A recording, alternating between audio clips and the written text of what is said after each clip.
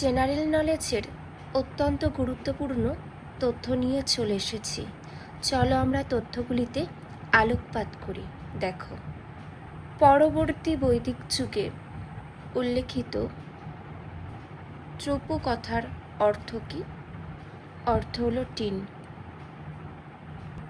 Next, বৈদিক যুগে সুদে ঋণ দেওয়ার বিষয়ে প্রথম উল্লেখ পাওয়া যায় শতপথ ব্রাহ্মণে। পরবর্তী তথ্য, বৈদিক যুগে পাশা খেলায় রাজার প্রধান সহায়ক ছিল। দেখে নাও ওকে, অক্ষবাদ। নেক্সট, বানপ্রস্থাশ্রম পালনের জন্য নির্ধারিত বয়সসীমা ছিল 50 থেকে 75। পরবর্তী বৈদিক যুগের গোপীকর্তন হল মৃগয়ায় রাজার সহগামী ব্যক্তি।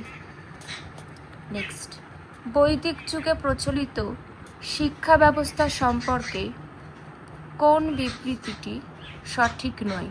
দেখে নাও, প্রত্যেক বর্ণের মানুষের শিক্ষা লাভের অধিকার ছিল, এটি সঠিক নয়। আর যেগুলি সঠিক তোমরা ভালো করে দেখে নাও। এই সময় গুরুর মুখে মুখে শুনে শিক্ষা লাভের প্রচলন ছিল। নেক্সট, নারী শিক্ষার প্রচলন দেখা যায়। পরবর্তী, ব্রহ্মচর্যাশ্রম পালনের মাধ্যমে ছাত্ররা শিক্ষা লাভ করত।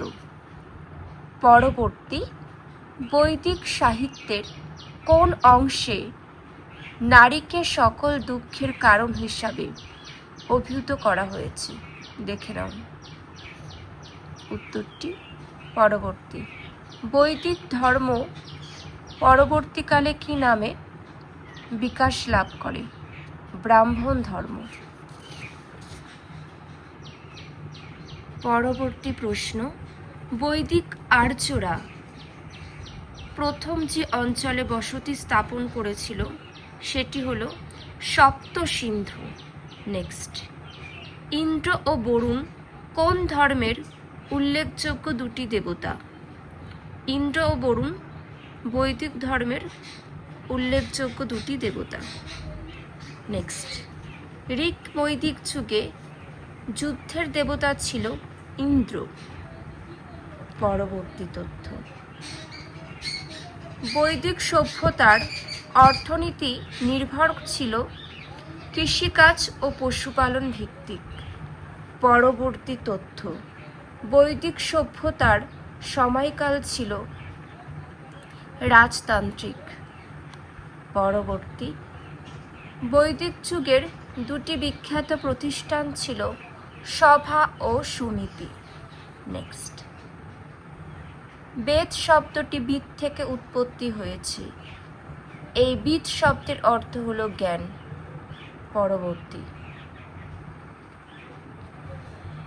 পরবর্তী বৈদিক যুগে পশুপতি মহাদেব হিসাবে যে দেবতার পূজা করা হতো তিনি হলেন রুদ্র। নেক্সট,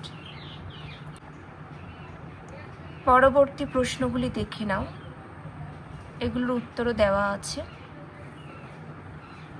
নেক্সট, ব্রহ্মচর্য সমাপনের পর কোন সংস্কারটি পালন করা হতো?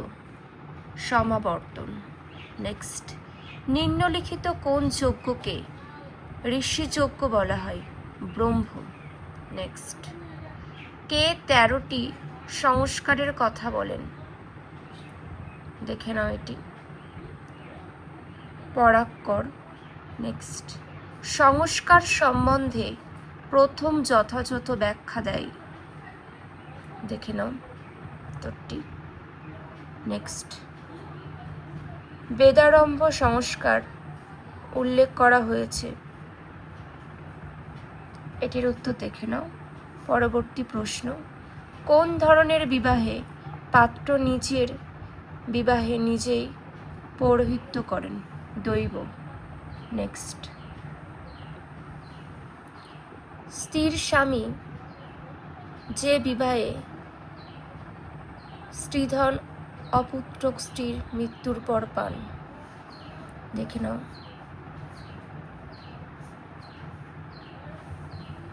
নেক্সট, অধর্ম বিবাহে স্ত্রীধন লাভের অধিকার হয় পিতা।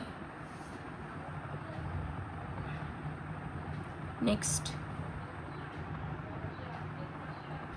প্রশ্নগুলি তোমরা দেখে নাও।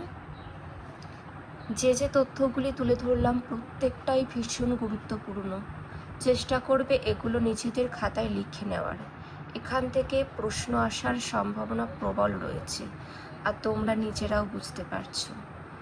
এখানেই শেষ করছি। সকলে ভালো থেকো।